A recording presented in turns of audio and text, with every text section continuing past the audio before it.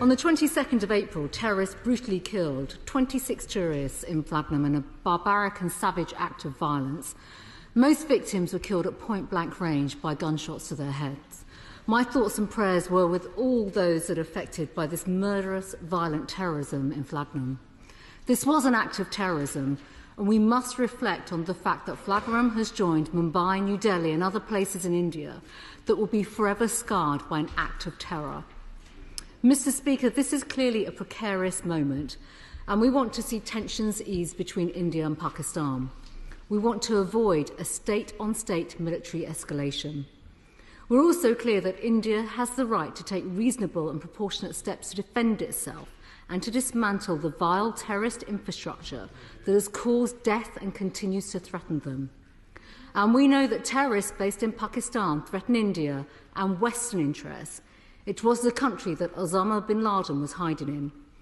And because of the long history of violence inflicted by terrorists on India, the UK has in place long-standing security cooperation agreements with India. And in fact, last week in this House, I reminded the government of those long-standing security agreements, why they exist and why they should matter to us here in the UK. Given these links, the UK government should be at the forefront of working with our friends and allies to tackle the terrorist threats that we face collectively. While I know the Minister will not be able to speak about intelligence sharing between UK and India, can he at least confirm whether our intelligence and security services have been in contact with India about the incidents that took place and are supporting their investigations? Has the government provided any specific security assistance to India in the aftermath of the terrorist attack in Kashmir? Could Britain offer specific support that might help avert escalation? Does the Minister agree with the assessment made by India that the Resistance Front, who claim responsibility for the 22nd April attacks, are a front for Pakistan-based terrorist group Lashkar-e-Taiba? Lashkar-e-Taiba are a proscribed terrorist group who have a clear history of committing acts of terror against India and have reported links to Hamas, including reports that Hamas representatives have met with them earlier this year. Can the Minister confirm if the UK government is aware of any cooperation and links between Lashkar-e-Taiba and Hamas? I asked this of the Minister last week and he did not respond, so I'd welcome an answer on this important point today. And does the Minister know which terror groups are currently operating in Pakistan and their links to other terrorist groups that threaten our interests? Last week, the Minister said we are playing our role by trying to ensure that tensions do not escalate. The British government does have a role to play and needs to leverage its influence to help ease tensions.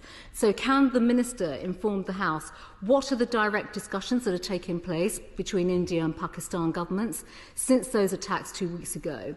Was the UK informed in advance of the actions being undertaken, and does the Minister have a plan to support easing these tensions? The Minister has referred to the Foreign Secretary's calls with counterparts and engagement. Can he give more evidence of those discussions? Have ministers undertaken an assessment of the terrorist infrastructure based in Pakistan? Has the Minister had discussions with the Pakistan government on this matter? And can ministers give assurances that there are sufficient measures in place to ensure that no British aid to Pakistan, either bilaterally or through multilateral sources, has ended up in the wrong hands?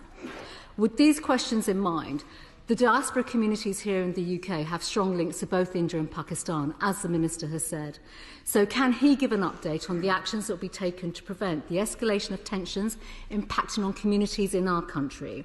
Can he give details of extra consular capacity and support the UK will be given to the High Commissions in both countries and provide consular support to British nationals in Pakistan and India?